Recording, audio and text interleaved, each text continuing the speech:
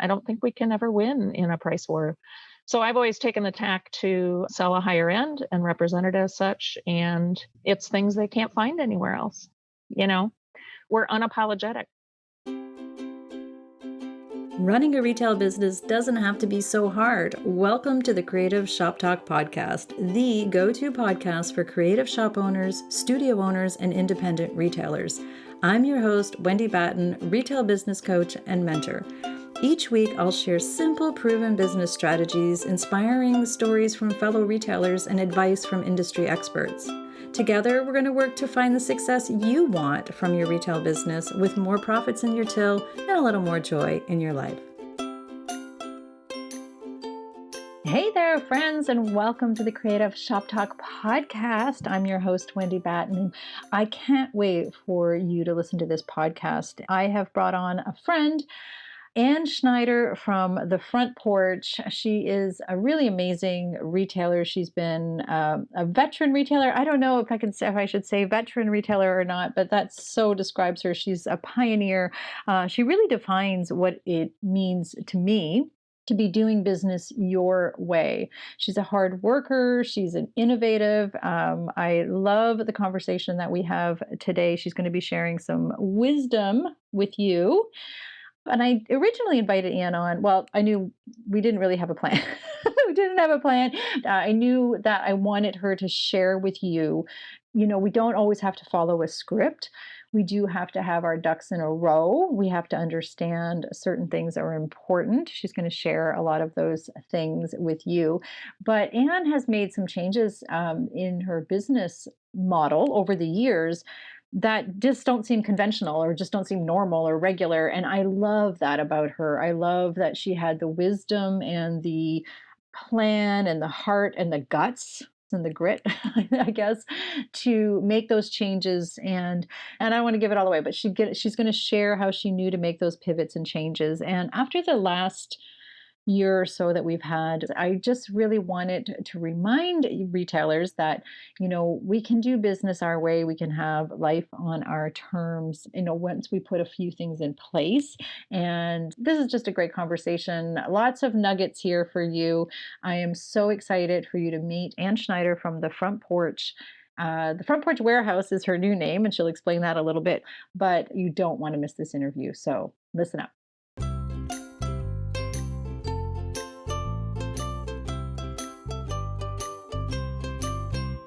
Hi, Anne. Thanks for being here on the Creative Shop Talk podcast. I'm so excited to introduce you to my listeners and viewers. We're also recording this, not live, but we are recording this so we can put it on the page as well, because I want everybody to see your beautiful smiling face. So hi, Anne.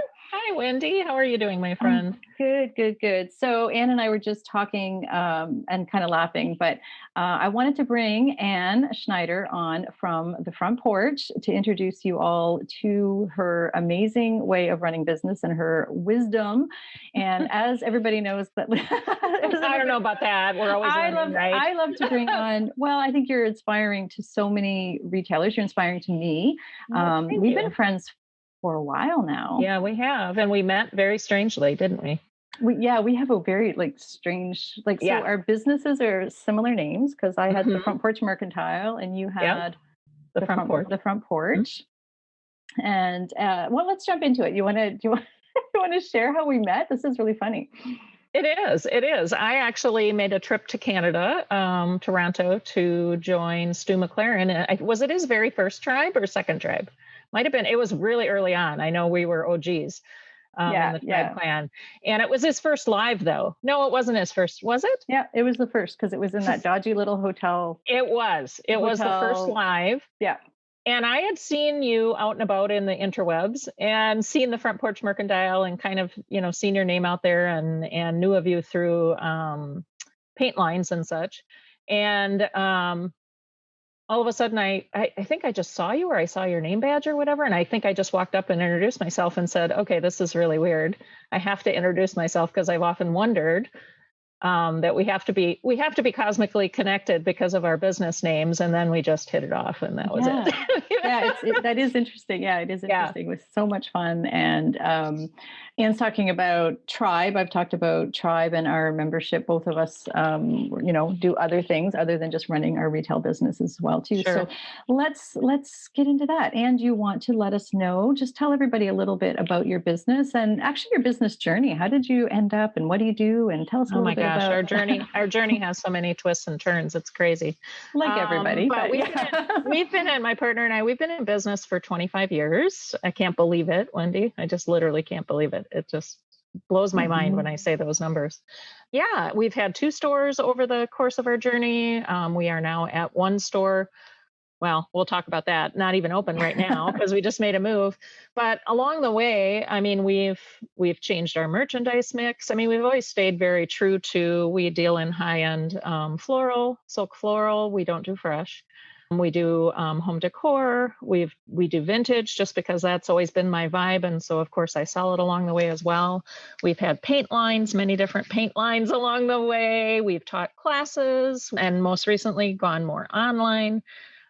So yeah, lots of twists and turns in our retail journey, lots of failures. It's how we learn. Lots of wins, of course, along the way as well. But it's like this, isn't it, Wendy? Yep, up and down. And about that, it's really funny because I Hmm. I have the opportunity to I work with a lot of retailers just starting, and I work Right. with a lot of retailers who been 25 years in business. I have the Hmm. privilege of talking to different, and it's so funny. What we have is not usually what we start with. No, no. Like Now what? the Yeah, only thing constant in our business is the silk floral. That's how we started. right. And I really, way, way back that long ago, there just wasn't really good quality, high end, what I call botanically correct, like really nice silk floral.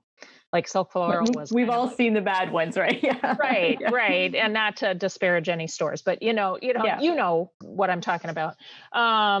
So when I came across it was kind of like a perfect storm when I first decided to start a retail store, in that that's when the first company started launching the very first really good quality silk floral, things that I'd never seen before. And so I made the decision early on in my business not to get into the price wars part of retail. Hmm. And I was really heavily, heavily chastised by employees, by friends, family. Nobody's ever going to spend back then, $7 for one stem of really good, And I'm like, watch me. I've always taken that tact because, in my opinion, I don't think we can ever win in with the big box out there. I don't think we can win in the getting into a price war. So I've always taken the tack to sell a higher end and represent it as such. And it's things they can't find anywhere else. You know, we're unapologetic. Yeah, and I love Peop- that about you. I love that Yeah. about you, and we're going to get into a few more other things that I know you're Hmm. unapologetic about. But it doesn't also come from because we have to make the profits, right? That's Correct. Correct. we are not big box stores, and we are And you independent. know how I feel about margin. I mean, Yes, yes, yes, margin's a yes. big thing for me. Yeah, margin's a Yeah. huge thing for Anne. Anne actually is. Hmm. I have Anne coming into the inner circle to talk about margins. Actually, I'm going to get you to lecture about. No, I'm going to call it the Yeah. lecture from Anne, but no, I'm just kidding. But Yeah. really, I do believe that margins are.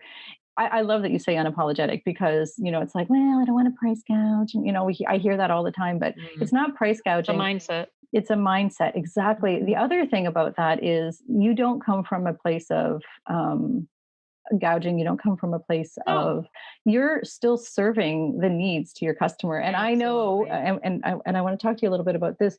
You have built an incredible reputation with your clients. You're Oh, you're thank you. you're service first. I mean, Hmm. no, you're probably product first. You have really good product and Right. service, right? So Right. Right. And again, it's one of those things where, I try to tell other retailers too that reach out and say, how can you possibly, get that for something, and I'm like, one of the things I'm often heard saying or have often been heard saying in my retail store is people will come in and be doing a wedding or something special event for florals or some special arrangement mhm. that they want for their home, and they'll say, how can this peony be, $18 for one peony? And I'm like, look at it. I mean, look at it. It's absolutely a work of art, and they are truly a work of art. When you get up into that level of silk floral, some of them are even hand airbrushed. They're just beautiful, stunning. So, you can't. This is one of the things I love saying all the time. It's one of my favorite old retail sayings: is you can't sell out of your own wallet. Um, you So can't true. project on your customers what you may think you would never pay for something, or you may be frightened by the retail that you need to get because you have to have a certain margin to stay in business.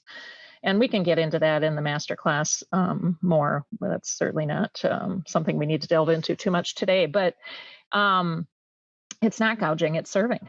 Exactly. Yeah. You know, And we are not our customers, exactly what you just said. I say it right, every day. We are not our customers. right. We are not our customers. We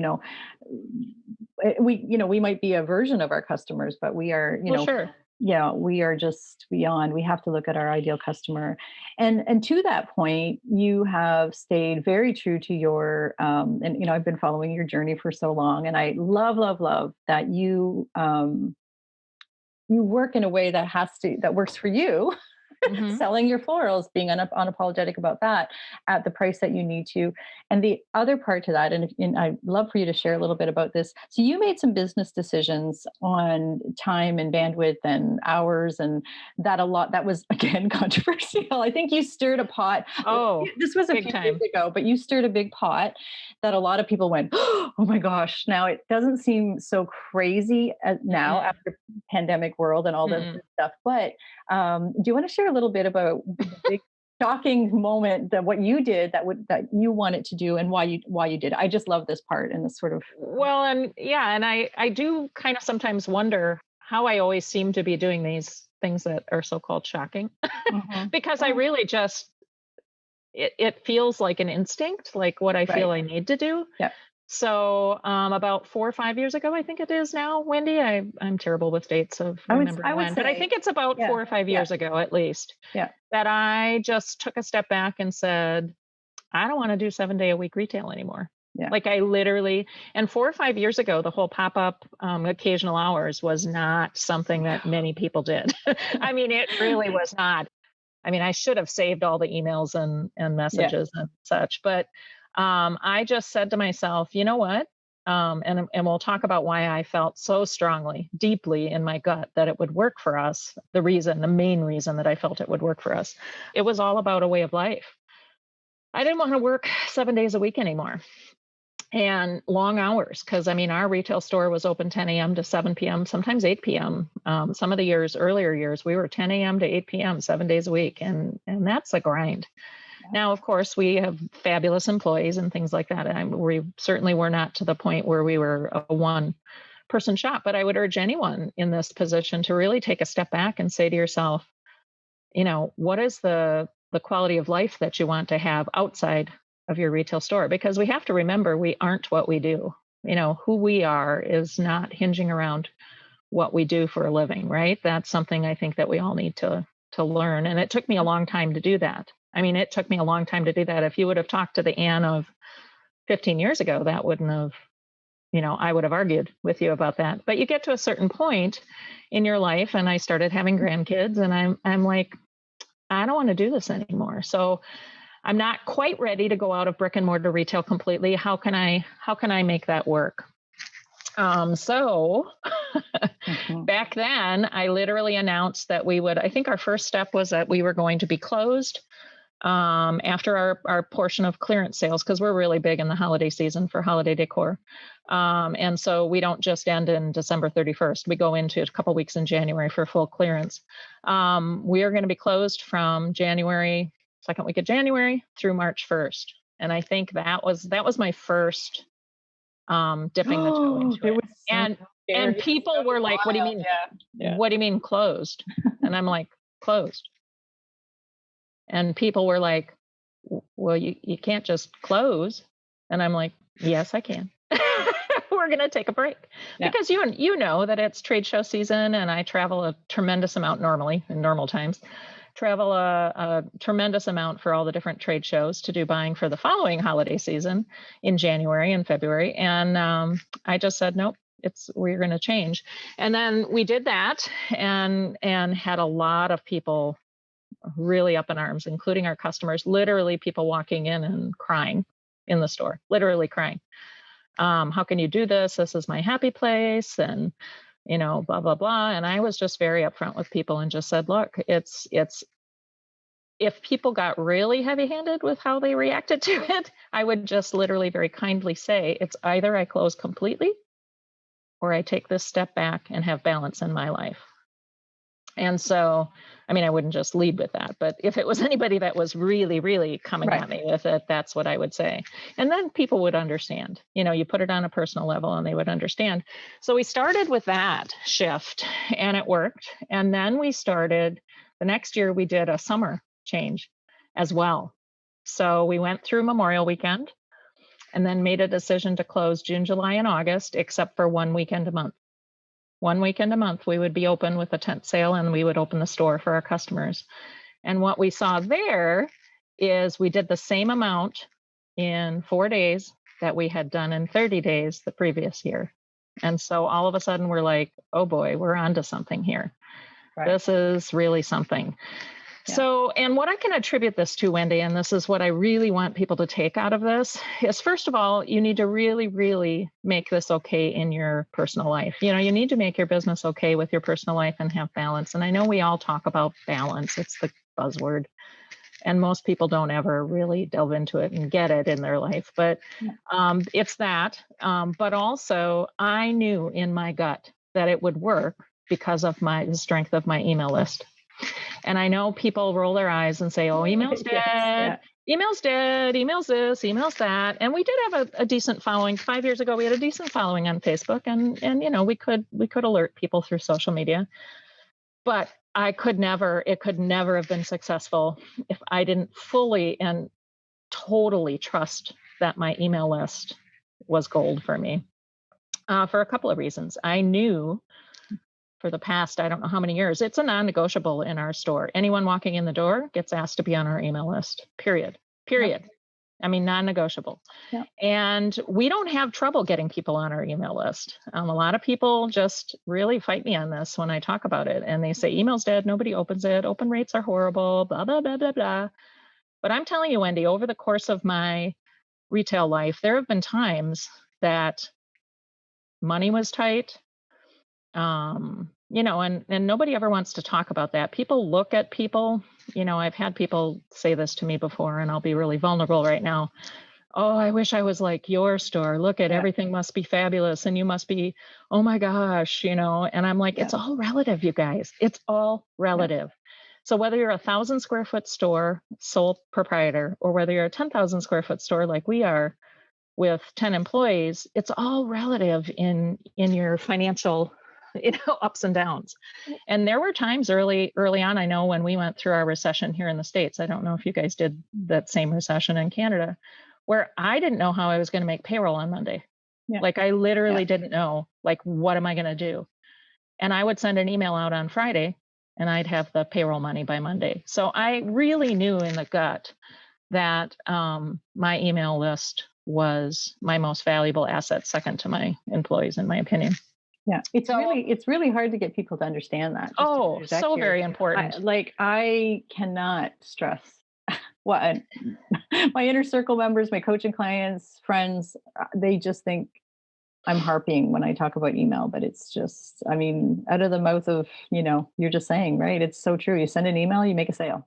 Is it the only way that we market? Of course not. No, it's part of your marketing. It's part of it, but we own our email list. It's the only thing we own. And now, lately I'm really feeling very good about the whole text marketing thing. I think that's something that we all need, and I'm just about to jump into that.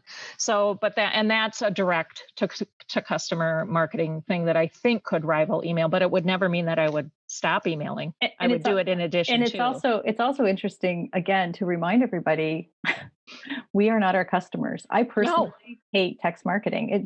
But am I going to teach it to my retailers?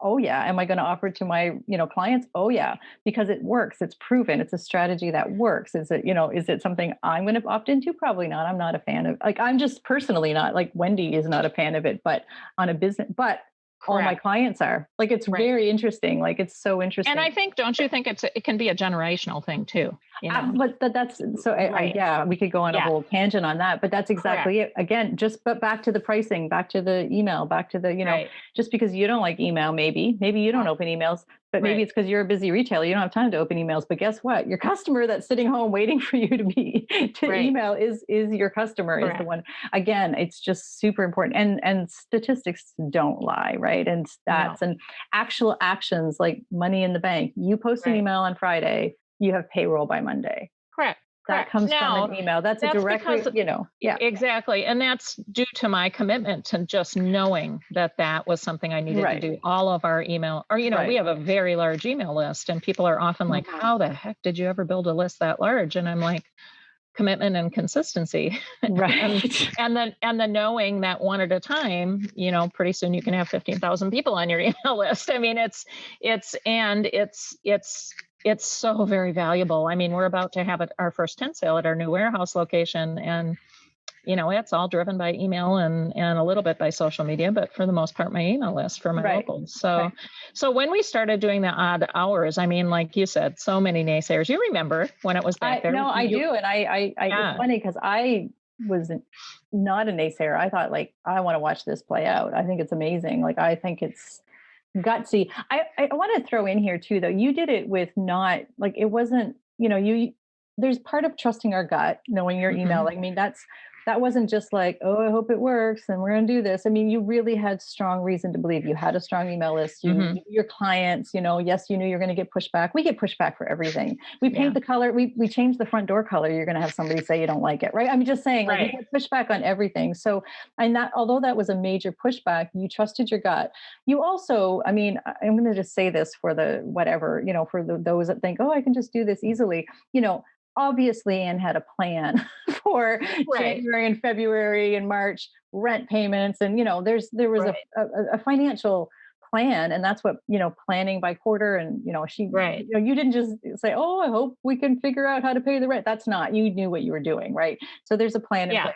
We're willing to yeah, take the loss of the revenue because we have other things happening. And so it wasn't a willy-nilly, I'm going to close. There's methodical thought to making changes, and trusting your gut that this is going to work. So it's not just like, let's just close down for 4 months and open when we want to. That's part of it. But I knew you well enough to know that this is really cool to watch somebody who knows their clients and trusts their clients. I think there's a lot of trust in your hmm clients and your email list, hmm and yourself, trusting yourself that I can do this. Because Well, and you've made another big change, and we'll talk about that too in a minute. But yeah. there's a certain level of confidence you have to have in your Yes. business, Yeah. and confidence in your product mix, knowing that they're not just going to forget about you and go find it down the street at Hobby Lobby. Oops. Oops, I Yeah. said it. But you know what I mean? Yeah. People are like, I'm willing to wait, for the Yeah. one time a month she's going to be open in the Yeah. summer. And of course, I would always put out there that it was by appointment. Also by appointment. I do that even now, because we do have people that have come to now, 25 years later, we've done generations of weddings for people. That's so cool. Yeah. It's just crazy to me to just see that. So, I have a couple of brides who are waiting till we could get our florals reasonably put out so that they can come and do their third daughter's wedding, because every single, daughter has had their flowers done by us. So, So cool. it's one of those things that there's a confidence that you reach, and you need to have that confidence in your product mix and I your agree. store and what you offer, what you serve to your clientele. You can't step in it. This is funny. I love that you said confidence too, because you can't step in it kind of thinking maybe I Mhm. might try to do this thing. I mean, it's like, this is what we're doing. So do you want to share Mhm. a little bit about what your newest change? You've got another new change that's shaking things up again. I mean, I do. I do. COVID Well, pandemic year. the whole thing in 2020. Yeah. Yeah. I'm certainly not a stranger to, or I'm not. I don't want everyone thinking that, Yeah. oh my gosh, everything's just easy street, or everything comes easy to me, or everything No, no, is, no, no. because it doesn't. I have my struggles just like everyone else. I have procrastination issues. I have my times when I need a mental health break. I have Right. all of those things everyone else does. But we came to a point with our landlord, and our previous landlord was just fabulous throughout all of our years, in that he would adjust, you don't ask, you don't get. He would adjust our rent when things were tough. And it came to a point where I did not feel comfortable signing a long-term lease. I just didn't. I just could not make myself do it. I just felt in my gut I shouldn't do it. And so we just kind of coasted, and we always knew that there was a risk to that. Yeah. I always knew in the back of my head that we needed to get more and more online. But for, the fact that life happens to us, Yep. it's an overwhelming task with the size of our store. Mhm. And some of that is like, I'll be honest with you, I've had, this is another vulnerable moment. I've had an online store built for almost a year, and I've not turned it on because I'm afraid of being successful. Can I share that with you? Yeah, no, that's funny. It's funny, not funny, because it's a very common sentiment. Again, Right. it's just a really common thing I hear every day. Right. Yeah. And so, there's all these things that we're trying to juggle as a retailer. And then, Yeah. of course, March 2020 hit, and our shop was completely shut down. As I know many stores were across the United States, Canada, all over the world. And I was all of a sudden stuck with a 10,000 square foot stuff full of spring merchandise that literally, Wendy, we had just opened up and hung Yeah. like $12,000 worth of wholesale clothing, because we do clothing as well as all the decor. All of the spring and Easter had just come in. All the spring dresses that nobody got to wear anywheres, right? Exactly. Yeah. And so here we are, March 16th, 2020. We get the notice, you're done. Yeah. You're done for, what were we, 2 months, 3 months? You cannot be open. And Yeah. I'm like, Yeah. Okay, now I'm really regretting not having gotten my online store open the year before, so that it could just all of a sudden be up and running, and no big deal, online store. Let's just No flip big the deal. script. And So I had already been using the Facebook live sale model. yeah, you're Thank goodness. very successful, very good at it. Yeah, everybody needs Thank to know goodness it. I'd already been Yes, doing that. Yeah. I had only been maybe doing one a month, just Okay. because of just being so busy running the everyday retail operation, and always successful at the one a month, and very good, margins and things like that. But we were shut down, and all of a sudden I'm like, what am I going to do? So I just started doing Facebook Live sales. I put together a Mother's Day subscription, or box that was very successful. And I literally did all of this within weeks. I mean, I literally worked so hard that first I month. know. That was a test to all of us. I was just going to say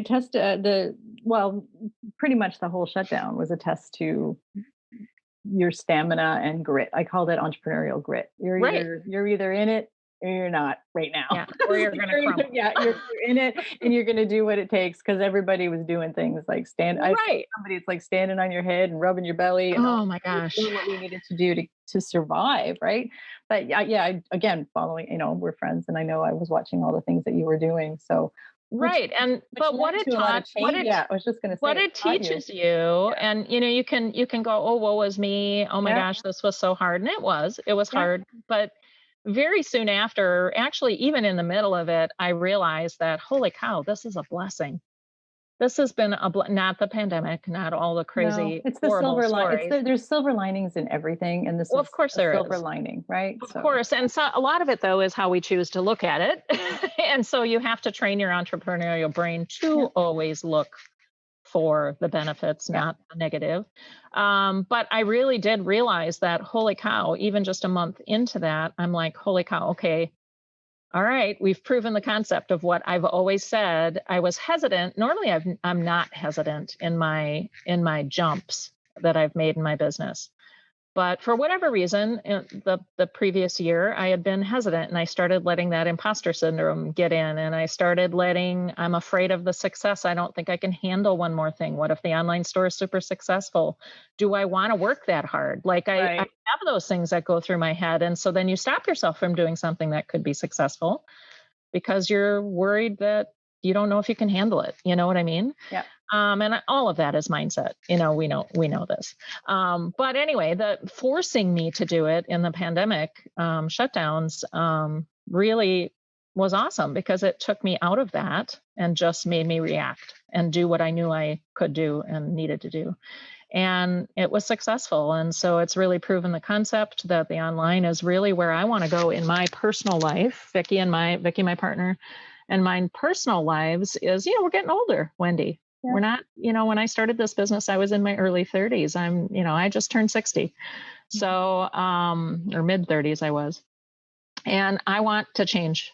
And I'm never, ever not going to be a retailer. I know this about myself. Whether it be an online only or who knows what's going to be in my future, but I know that there has to be a general wind down in my brick and mortar being open, but I'm not ready yet.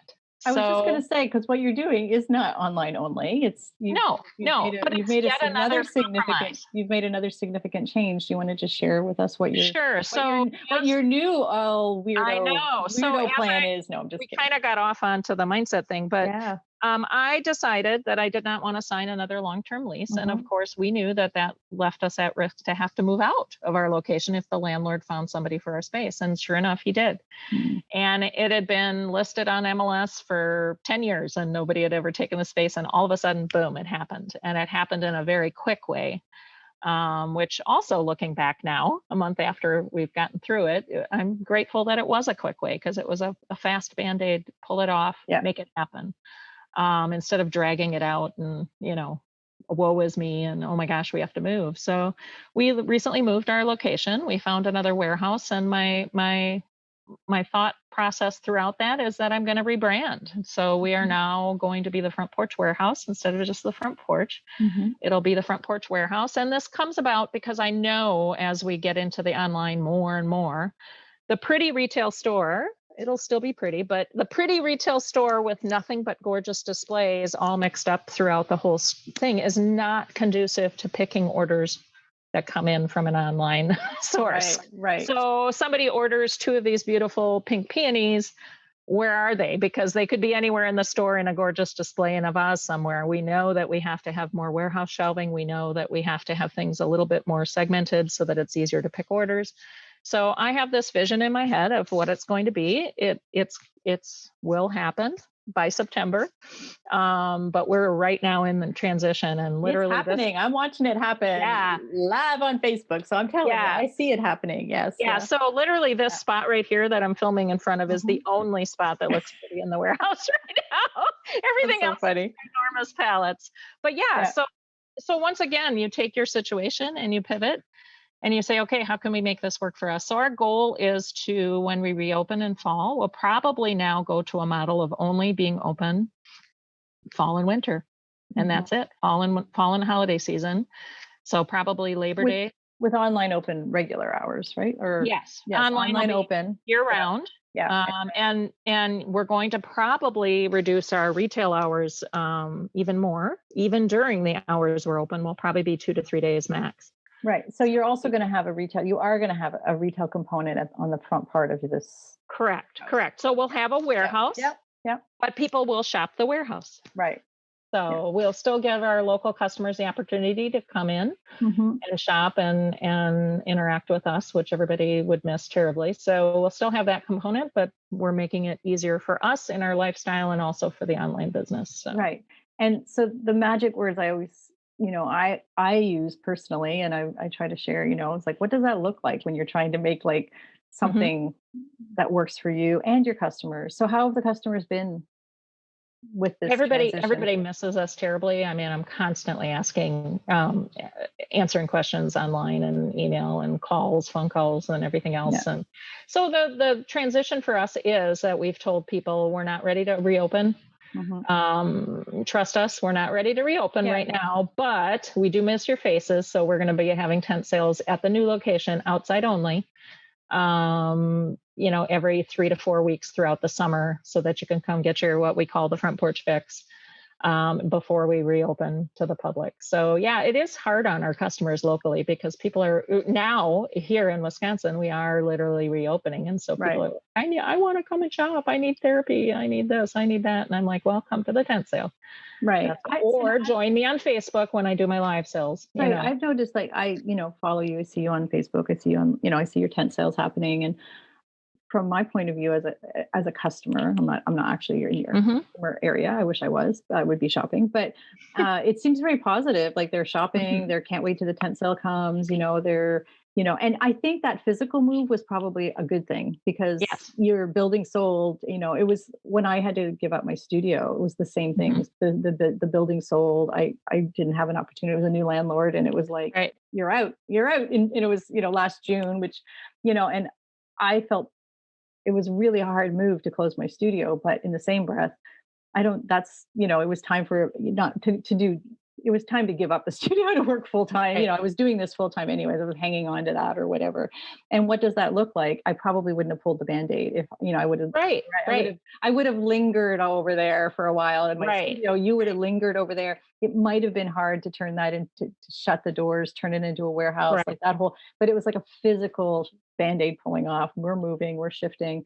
And I from my point of view, from the facade of Facebook and Instagram, and I know all the things that go on in the back. It seemed like a really great, not a really great. I mean, it seems like your customer's super supportive. I guess from what I. Well, and a lot of it is how you present it, and Oh, it's all how you present it. It's well, all. sure, sure, and Yeah, not that this was yeah. not expected, Wendy. I don't want to say that. Oh, I No, had this I master know. plan. Yeah, Now, did I have something in the back of my head?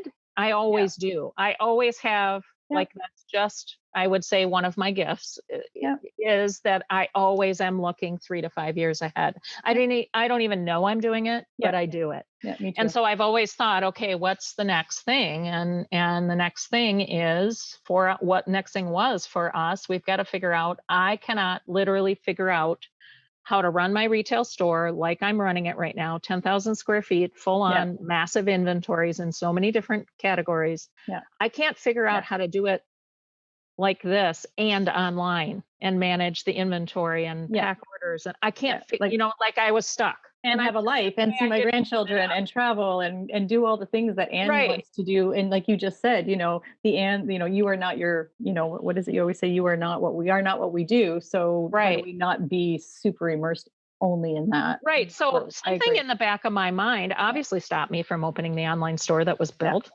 And because I couldn't figure out how to make it work. And I'm not one that usually can't figure things out, but I just literally couldn't wrap my head around how can I do this? And so when this happened to us, and it literally happened to us, like things happen to us in our businesses, and we have Yeah. to figure out, okay, what are you going to do with it? What are you going to do with that? All right, we've got to move. Well, first things first, we got to figure out how to physically move. Second thing is, how am I going to make this okay with my customers, online and in person? And all of a sudden, it came to me literally. I like to say it, and I know you say this type of thing too. Is I like to get Yeah. quiet because I know if I get quiet, it'll come. And I got quiet, and all of a sudden, literally, the front porch warehouse came to my head, and I'm like, okay, that's what it needs to be. Yeah. Now I get it.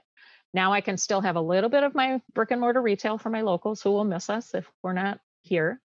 But I can wrap my brain around shelving, Yeah. being able to pick Picking and orders. shelving and shipping stations Correct, and all of correct. that. Yeah. So Yeah. once you get quiet and figure that next phase out, then you just move forward and implement. We so underestimate quiet and roadblocks. We also, we Right, all have roadblocks. Roadblocks are going to be coming up right.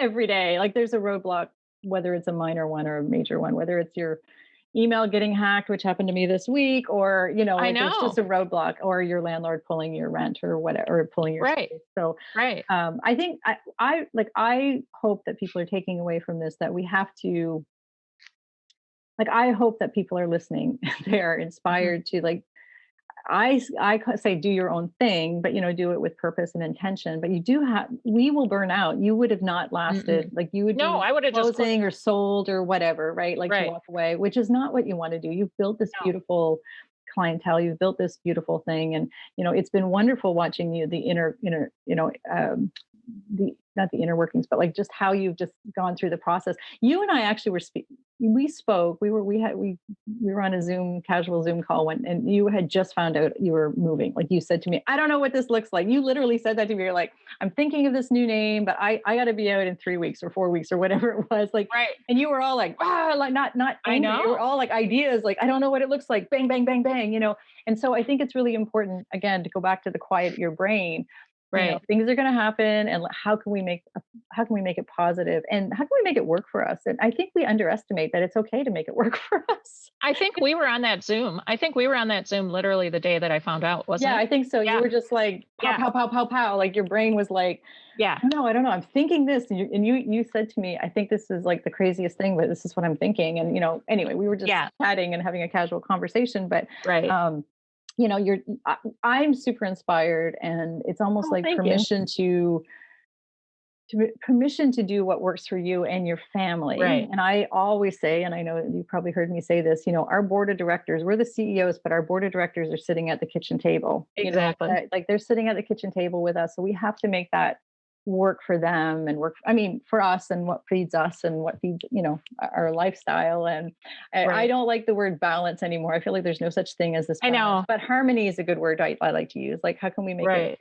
work and Well, and stay? it's your business your way, isn't it? I mean, it's your Yeah. business, and Yeah. how much do you want? I often say, well, how bad do you want it?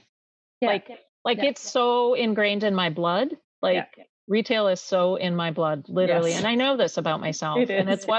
it's what has made me be a workaholic to Yeah. my family's detriment. Yeah. In past years, and it's also my passion. It's also what's led me to charity work that I do currently Right. for causes that are near and dear to my heart, and it's enabled me to raise my community that I've built through my retail stores, enabled me to raise tremendous amounts of money and made huge world impact. So the takeaways are, you can't just make these types of radical decisions like I've been the crazy one in retail, and people, Yeah. if you want to call Yeah. it that. I couldn't do that without the foundation of an incredible email list, of a social media following that I've worked so hard to build relation, and not just numbers, not Yeah. just vanity metrics, Right. but relationships. Like I Right. have built relationships online with my people, and they follow me wherever Yeah. I go, take them. And they trust me, and that's a big part of social marketing, is they have to trust you. Yeah. So there's things that you have to have in your business as a foundation, I think, before you could make radical changes like this and be successful.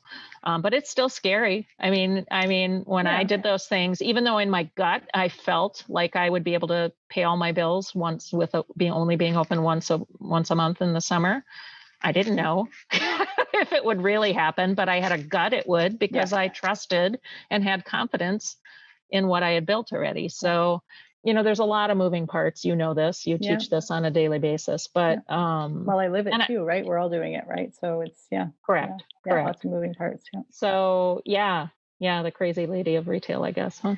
Well, I don't like saying the crazy lady. I think the brave lady and the Well, inspiring lady. Let's look at it that way. And also, I just to reiterate, it's not all without never failing either. So I oh just my want to say, gosh. like, we all try things, doesn't work. Okay, take a step back, and it's how we handle that and move forward on the next one. So, I mean, um, I literally have had so many failures. It's yeah, crazy. I need to 25 do I years. need to do a podcast on failure. I need to bring a whole bunch of retailers on, and we Right, all need to talk about something that we right. failed at, because we've all failed at things. And I love that you also said, as we wrap up here, I know I've kept you so long. I promise you I Oh, won't I keep you this just long.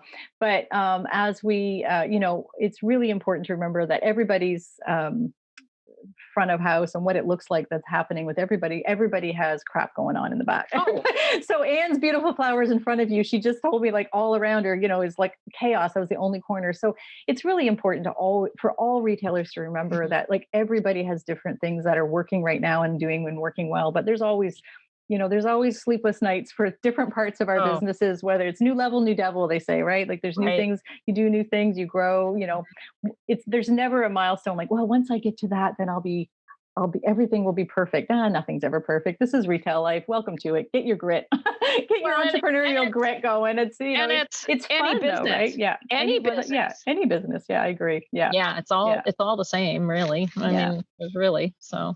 Yeah. Well, Yeah. thank you, Anne. I'm so grateful to have you here Well, and your thank you, my time. I friend. know you are up to your ears in shelving units and packing and Mhm. unpacking and getting ready for tent sales and all of the things. But Yeah, I really am glad we made time to do this. And I'm yeah. so grateful that my listeners can meet you and know more about you. Can you tell us the best place for everybody to go find you?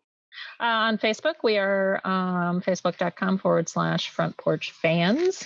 And yeah, we're on, I don't do much on Instagram. I'm really more of a Facebook gal. So Yeah. yep. And soon to have warehouse online sales, Yes. online Yes. shop open. And we're all going to be going there looking for those gorgeous Yes. peonies. So thanks so much, Anne.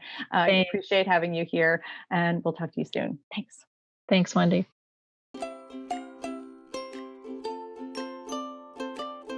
Well, that's it for this week's episode of the Creative Shop Talk podcast. I'm so glad that you were here to join us this week, and I hope you found value in what we're sharing here. I want to remind you that our website has all of the show notes. You can find it at wendybatten.com/podcast. Everything that you need to hear about today's podcast is there. Also an opportunity if you need to reach out to me. If I can support you in any way whatsoever, please feel free to reach out. Make sure you join our Rockstar Creatives Facebook group. We will continue the conversation over there weekly. So thanks for joining us. Please leave a review, subscribe if you can, and never miss an episode. We hope to see you back here again next week. Thanks, my friend. Have a great week.